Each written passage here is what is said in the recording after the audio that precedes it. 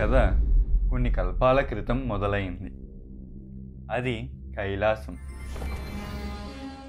బోళాశంకరుడు పార్వతీమాతకి నిలయం. శంకరుడు ఆది ఆద్యంతములు లేనివాడు, నిర్గుణుడు. ఆయనకు కైలాసము శ్మశానము రెండూ ఒక్కటే. ఒకరోజు తపస్సుకై శంకరుడు కైలాసం వీడి కొన్ని సంవత్సరాలు జ్ఞానముగ్ధుడై ఉంటాడు. పార్వతీమాత జగజ్జనని భ్రమరాంబికాదేవి, ఈ జగత్తును ముందుకు నడిపే శక్తి. శంకరుడు లేకపోవడంతో మాత ఒక్కరే కైలాసంలో ఉంటారు. ఒకరోజు మాత నలుగు నుంచి వచ్చిన మట్టితో ఒక బొమ్మను చేసి ప్రాణశక్తిని దారపోస్తారు. అలా ఈ కథను పోషించేవాడు జన్మించాడు. ఆయనే వినాయకుడు. కొన్ని సంవత్సరాలు వినాయకుడు ప్రేమ అనురాగ అనుబంధాలతో కైలాసంలోనే పెరుగుతాడు. అమ్మవారు ఒకరోజు వినాయకుడిని ద్వారాన్ని రక్షిస్తూ ఎవరినీ లోపలికి అనుమతించవద్దని అంటుంది. అప్పుడే శంకరుడు తన తపస్సు నుంచి విముగ్ధుడై కైలాసానికి వస్తాడు.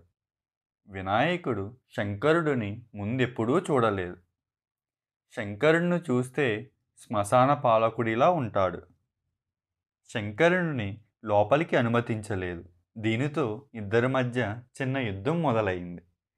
ఆ శంకరుడు వినాయకుడి తలను ఖండించాడు. వెనువెంటనే పార్వతీమాత ద్వారా శంకరుడికి అవగతమవుతుంది ఆ బాలుడు ఎవరు అని. పార్వతీమాతను శాంతింపచేయడానికి వినాయకుడిని పునర్జీవింపచెయ్యాలి. ఎప్పుడూ శంకరుడి చుట్టూ ఉండే గణాలలో అధిపతి తన తలను ఖండించి వినాయకునికి పునర్జీవాన్ని ఇవ్వమంటాడు.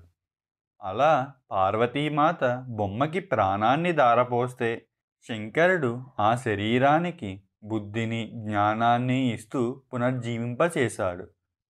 తరువాత ఈ కథానాయకుడు ఎన్నో లీలలు మహిమలు చేస్తూ గణాధిపతిగా, విఘ్నాలను తొలగించే విఘ్నేశ్వరుడిగా, జ్ఞానాన్ని ప్రసాదించే ఏకదంతునిగా అందరి ప్రేమ అనురాగాలతో పెరిగాడు.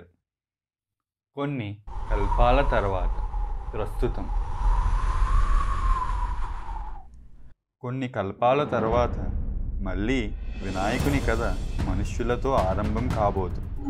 ఈ కథ నచ్చితే లైక్ చేయండి. తరువాతి అధ్యాయాలను తిలకించాలనుకుంటే సబ్స్క్రైబ్ చేసి షేర్ చేయండి. మరో అధ్యాయంలో కలుసుకుందాం. ఇది మీ నవయుగ భారత్ సైనింగ్ ఆఫ్.